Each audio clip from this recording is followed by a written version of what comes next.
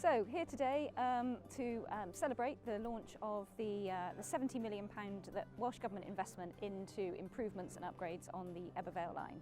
And this will enable us to deliver more frequent services on the line with our brand new trains that are coming later this year. So we're going to move to one train every 30 minutes for customers on this line. So you'll be able to get into Cardiff from the top of Ebbw Vale town in under an hour and down to Newport in under 45 minutes, which will mean a massive improvement for customers who want to connect onto the South Wales main line.